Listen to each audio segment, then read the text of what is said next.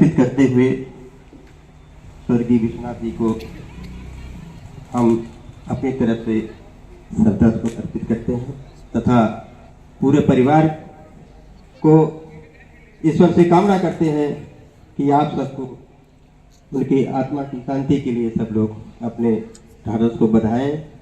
और ऐसा जो कार्यक्रम रखा गया है, मैं आशा उम्मीद करता हूं कि इसी तरह से हर लोग ये कार्यक्रम करें और पुरानी प्रथा को भूलकर जो लोग हम तेरही और क्रियाक्रम करते हैं उससे दूर हटें और पाखंड से दूर हटकर इस कार्यक्रम जो आज किया गया है बहुत ही सराहनीय है। लोग इसी तरह से इसको अमल में लाएं और लोगों को जागरूक करें। ये बहुत ही अच्छा कार्यक्रम है। हम लोग हमेशा इस कार्यक्रम को करने के लिए बढ़ावा देते हैं, लोगों को हमेशा जागरूक करते हैं कि आप लोग इसी तरह से कार्यक्रम करें ताकि सभी लोग इसी तरह से कार्यक्रम करने का मन बनाएं। और जो भी लोग शिक्षित है, जागरूक है, वो जरूर इस कार्यक्रम को फॉलो करेंगे। बहुत बहुत धन्यवाद। पुनः मैं श्रद्धा सुमन अर्पित करते हुए पूरे परिवार को बहुत ही बधाई देते हैं कि जो आप लोग इस कार्यक्रम को रखा है। बहुत बहुत धन्यवाद। और देखिए कभी शब्दों में वास्तव में कि हम अगली कड़ी के लोग यदि ऐसा परिवर्तन करते हैं तो निश्चित रूप से समाज में परिवर्तन होगा। इसके लिए परिवार को भी बहुत बहुत साधुवाद, बहुत बहुत धन्यवाद परम आदरणीय डॉक्टर साहब ने दिया है। आइए हम कार्यक्रम के समापन करते हैं। तो अंतिम बात पिताजी की हम जरूर रखते हुए जाएंगे कि आज पिताजी हम लोगों के बीच में नहीं है, लेकिन जो उनके आदर्श है, जो उनके विचार है, जो परिवार के प्रति, गांव के प्रति, समाज के प्रति उनका नजरिया रहा है, दो शब्दों में हम उसको पिरो देना चाहते हैं कि जिस प्रकार से एक परिवार में दो बेटे थे, माता पिता वृद्ध थे और दो ही बेटे थे। माता पिता समान रूप से दोनों बेटों का पालन पोषण किया, दोनों बेटों को पढ़ाया लिखाया, दोनों बेटों को योग्य बनाया। लेकिन दोनों बेटों में एक अंतर हो गया। एक बेटा अपने माता पिता का अनुसरण करने लगा, अर्थात वह अपने कर्तव्य बोध को समझा कि मेरे माता पिता ने मेरे लिए क्या कुछ नहीं किया। समय से उसको नहलाते, समय से कपड़ा देते, समय से दवा वगैरह देते। और शायद ऐसे परिवार को जो बेटा अपने माता पिता का देखभाल करता है, अपने समाज का अनुसरण करता है, तो यही समाज के लोग कहा करते हैं कि ये फलाने का लड़का बहुत ही लायक लड़का है जो अपने माता पिता, वृद्ध माता पिता की सेवा करता है। कामाई यह कहते हैं ना कि ये फलाने का लड़का बहुत ही लायक लड़का है। लेकिन दूसरा लड़का,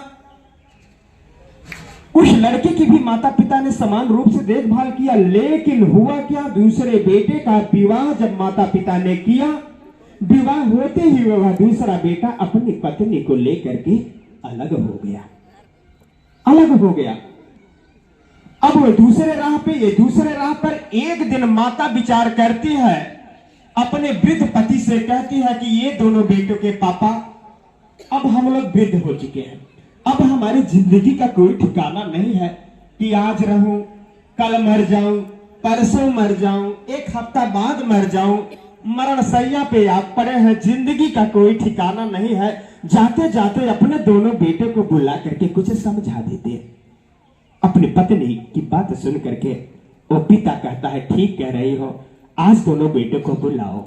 दोनों बेटों को बुलाते हैं, दोनों बेटे पास आके बैठते हैं। अब पिता पहले उस बेटे से बात करता है जो बेटा समय से दवा देता है, समय से खिलाता है, अर्थात जो लायक बेटा है। उससे कहता है, ये बेटा मैंने तुमको पाला पोसा बड़ा किया, बदले में तुम मेरी बुढ़ौती में मेरा साथ दे रहे हैं, मुझको तुमसे कोई शिकायत नहीं है। आज मैं जरा दो बात अपने इस बेटे से बात कर लो। किस बेटे से? किस बेटे से? लायक बेटा से बात कर लिया। अब उस बेटे से जो कभी पिता से कोई रिश्ता नहीं रखता था, उस बेटे से भी पिता कहते हैं कि ये बेटा, जैसे मैंने इस बेटे को पाला पोसा पढ़ाया लिखा वैसे तुमको पाला पोसा पढ़ाया लिखा, जैसे इसका विवाह किया वैसे तुम्हारा विवाह किया, और विवाह होते हुए तुम अपनी पत्नी को लेकर के अलग हो गए। आज तक तूने मेरे लिए कुछ नहीं किया, अब मैं मरण सैया पे हूं, कब मर जाऊं, जिंदगी का कोई ठिकाना नहीं है, इसलिए मरते वक्त मैं तुमको एक बात कहने के लिए कहूं तो क्या मेरी बात मानोगे? जब इतनी बात वो नालायक बेटा सुनता है वो द्रवित हो जाता है, हृदय कांप उठती है। वो सोचने लगता है कि वास्तव में मेरे माता पिता ने तो मेरे लिए बहुत कुछ किया और मैं पत्नी लेके अलग हो गया। आज मेरे पिता मरने के कगार पर है, हमसे एक ही बात मानने के लिए कह रहे हैं। अगर इनकी अंतिम एक बात मान लूंगा तो हो सकता है पीछे जितनी हमारी गलतियां हो पिताजी मुझको माफ कर दे। यही सोचकर वो नालायक बेटा भी कहता है, जी पिताजी आप कहिए, मैं आपकी अंतिम बात मानने के लिए तैयार हूं। अर्थात अपने पिता की अंतिम बात मानने के लिए नालायक बेटा भी तैयार हो जाता है। और हम लोग तो ऐसे पिता के बच्चे हैं, ऐसे हमारे पिता के पिता डॉक्टर बाबा साहब भीमराव अम्बेडकर के बच्चे हैं, जिनकी दी हुई हम लोग आज खा रहे हैं। एक दो पीढ़ियां खा चुकी और पता चला इनके दिए हुए अधिकार भारतीय संविधान बचा रहा तो आने वाली पीढ़ियां भी इनकी दी हुई ही खाएगी। इनकी भी कुछ अंतिम विचार थी, इनकी भी कुछ अंतिम इच्छा थी। तो आइए अपने पिता के पिता परम पूज्य बाबा साहब की भी विचार और अपने पिता बाबा विश्वनाथ के विचार को आप लोगों के बीच में रखता हूं कि आज स्मृति शेष है, आज हमारे बीच में नहीं है, लेकिन हमको कुछ पुकार रहे हैं, हमको कुछ कह रहे हैं, वही बात हम आप लोगों के बीच में रख रहे हैं। क्या कह रहे हैं ए बाबू विश्वनाथ जी? ऐ बच्चों मेरे मरने के बाद, ऐ बहुओं, ऐ बेटियों, ऐ भाइयों मेरे मरने के बाद। और यही बात बाबा साहब कहते हैं क्या? ऐ लोगों मेरे मरने के बाद तुम अपना फर्ज निभा लेना, ऐ बच्चों मेरे मरने के बाद। कौन सा फर्ज निभाना है? ये पिताजी कह रहे हैं, ए बेटा बड़ी मुसीबत सही करके, बड़ा मुसीबत सहा हो बेटा।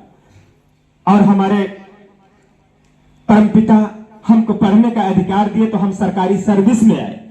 हम और तुम्हारी माँ अर्थात हम पति पत्नी एक एक पैसे काट कर, एक एक पैसे जोड़ करके एक कारवा बनाया हो, ये मकान बनवाया हो। तो इसलिए कहते हैं बड़ी मुसीबत सही करके ये कारवा मैं लाया यहाँ तक, बढ़ा सको तो आगे बढ़ाना, बढ़ा सको तो आगे बढ़ाना, वरना यही रुका देना, ऐ बच्चों मेरे मरने के बाद। ऐसा समझ गए होंगे कि अगर एक तल्ला से है तो दो तल्ला कर देना, अगर न दो तल्ला करना तो यहीं पे रुके रहने देना, लेकिन किसी भी कीमत पे इसको समाप्त मत कर देना कि हो सकता है तुम दो भाई हो, अगर दोनों दो राह पे चल गए तो मेरी बनी बनाई धरोहर नाश हो जाएगी आपके बंटवारे के चक्कर में। इसलिए बहुत कुछ हमने सह करके इस कारवां को लाया हूं। आगे बढ़ाना तो आगे बढ़ाना, लेकिन इसको पीछे मत जाने देना। आगे क्या कहते हैं? ए मेरे लोगों, ए मेरे बच्चों, ए मेरे परिवार के लोगों, मैंने शिक्षा को महत्व को समझा, मैं पढ़ा और लेखपाल पद से रिटायर हुए सर जी ने, कानून गो पद से रिटायर हुआ। क्यों? अगर मैं नहीं पढ़ता तो मैं इस पद को सुशोभित नहीं करता। हमारे समाज के एक भाई बाबा साहब ने पढ़ा, भारत को भारतीय संविधान दे दिया, उस संविधान के तहत मैं कानून गो हुआ। इसलिए शिक्षा बहुत जरूरी है। तो बेटियों से, बहुओं से, परिवार के लोगों से अपील करते हैं क्या? शिक्षित करो, संगठित रहो, बच्चों को पढ़ाओ, एक रोटी कम खाओ, लेकिन बच्चों और बच्चियों को पढ़ाओ। शिक्षित बनो, संगठित रहो और संगठित में रहो। मेरे न रहने के बाद जिस प्रकार से मेरे भाइयों में वो मैत्री करुणा बनी रही, उसी प्रकार तुम सब में मैत्री बनी रहना चाहिए, एकत्रित रहना चाहिए, संगठित रहना चाहिए। नहीं तो क्या होगा? शिक्षित बनो, संगठित रहो, हक के लिए संघर्ष करो, अपने हक के लिए लड़ाई भी लड़ो और अपने आय का भाग भी सेवा मिशन के नाम लगा देना। मिशन के नाम जो बाबा साहब ने भी यह कहा था, अपने कमाई का कुछ हिस्सा धर्म के प्रति, समाज के प्रति, दबे कुचलों के प्रति जरूर लगाइए। और ऐसा अक्सर यह परिवार करता रहता है। मैं दिन रात समाज में टहलता हूं, हमें बगैर किसी कार्यक्रम के आप लोग बुला करके चलने के लिए सम्मानित करते रहते हैं। तो ये बात एक पिछले पिताजी की एक संदेश है। आगे क्या? जिस जगह पर ये मेरे बच्चों मिलता तुम्हें सम्मान नहीं, जहां आपको अपमान मिले वहां मत जाओ, जहां आपको सम्मान मिले वहां मैत्री बढ़ाओ।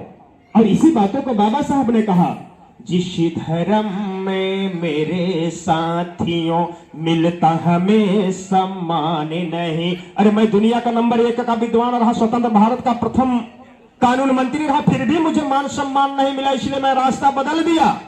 मैं 14 अक्टूबर 1956 को बौद्ध धर्म की दीक्षा को स्वीकार कर लिया, क्योंकि जिस धर्म में हमको मानव न समझा जाता हो, जो धर्म हमको नीच समझता हो, वो धर्म हमारा नहीं हो सकता, इसलिए मैं रास्ता बदल दिया। 14 अक्टूबर 1956 को बाबा साहब ने बौद्ध धर्म की दीक्षा को स्वीकार कर लिया। इसलिए कहा, जिस जगह पर ये मेरे बच्चों मिलता तुम्हें सम्मान नहीं, तो स्वाभिमान के लिए साथियों बौद्ध धर्म अपना लेना। ऐ लोगों मेरे मरने के बाद, अब जब बौद्ध धर्म अपनाएंगे तो निश्चित रूप से आपको गदगद होना पड़ेगा कि हमारे देश के माननीय प्रधानमंत्री, हमारे देश के माननीय मुख्यमंत्री अगर बाहर देशों में जाते हैं और बाहर से कोई यहाँ आता है तो बड़े गदगद के साथ कहते हैं कि ये तो बुद्ध की धरती है, ये तो बुद्ध की। तो आप भी गदगद होंगे तो करना क्या होगा? त्रिशरण और पंचशील का पालन सभी को करना है। सारी बुराइयों की जड़ इस तीसरण और पंचशील में है, जो दुनिया का 178 देश इसका पालन करता है। तो घर घर पर ये मेरे साथियों ये पंचशील फहरा देना। ऐ लोगों, ऐ बच्चों मेरे मरने के बाद, ऐ भाइयों मेरे मरने के बाद तुम अपना फर्ज निभा लेना, अर्थात मेरे कारवां को पूरा कर देना। बहुत बहुत साधुवाद, बहुत बहुत धन्यवाद। आइए आभार के लिए हम अपने मार्गदर्शक, परिवार के वट वृक्ष के रूप में परिवार के गार्जियन, हमारे गार्जियन परम आदरणीय एडवोकेट रघुनाथ गौतम साहब से अपील करेंगे, जो पूर्व तहसील एडवोकेट संघ के आप अध्यक्ष रहे। आप सभी अतिथियों का आभार प्रकट करके कार्यक्रम के समापन। सर्वप्रथम मैं भगवान बुद्ध को नमन करते हुए परम पूज्य बाबा साहब डॉक्टर भीमराव अम्बेडकर को श्रद्धा सुमन अर्पित करता हूँ।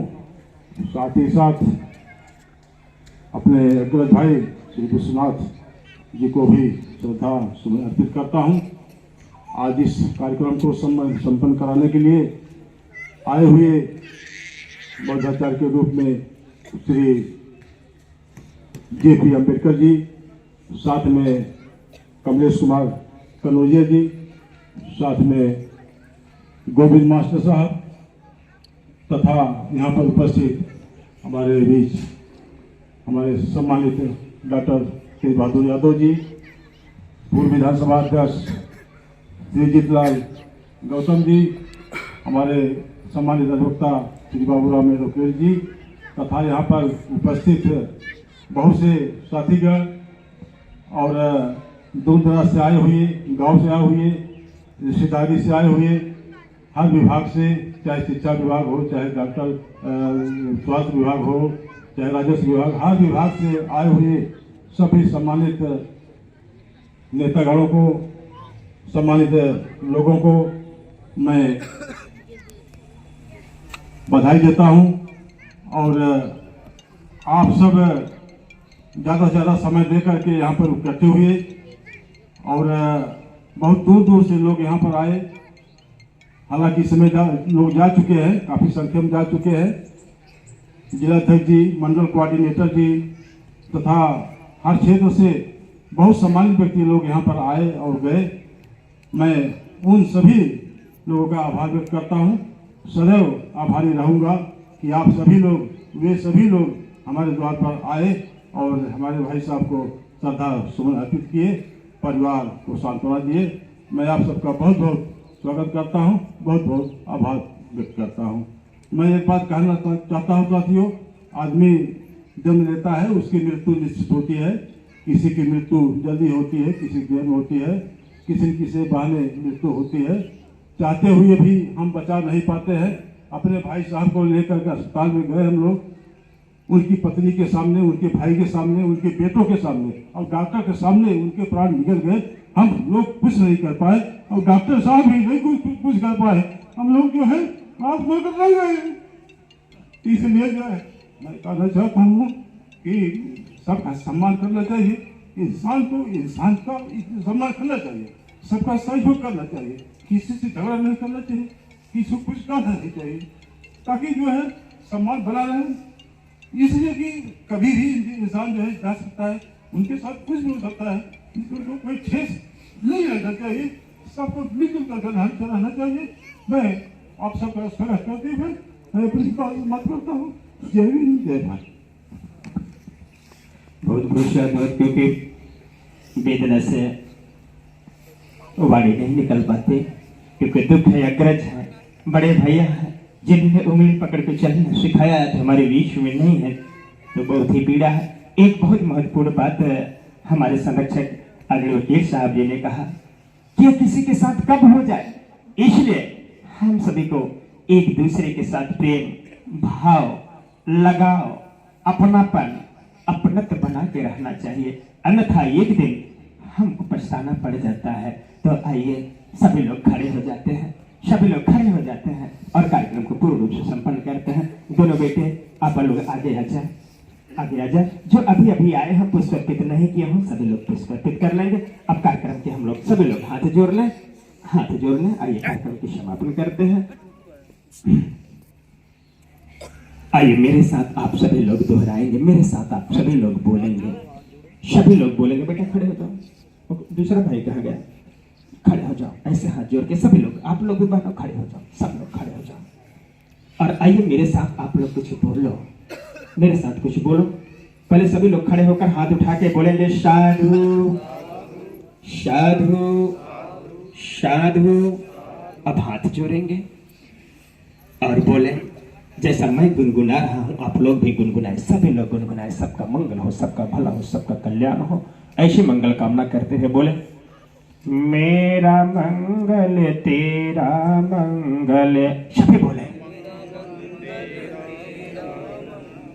सबका मंगल हो यहो,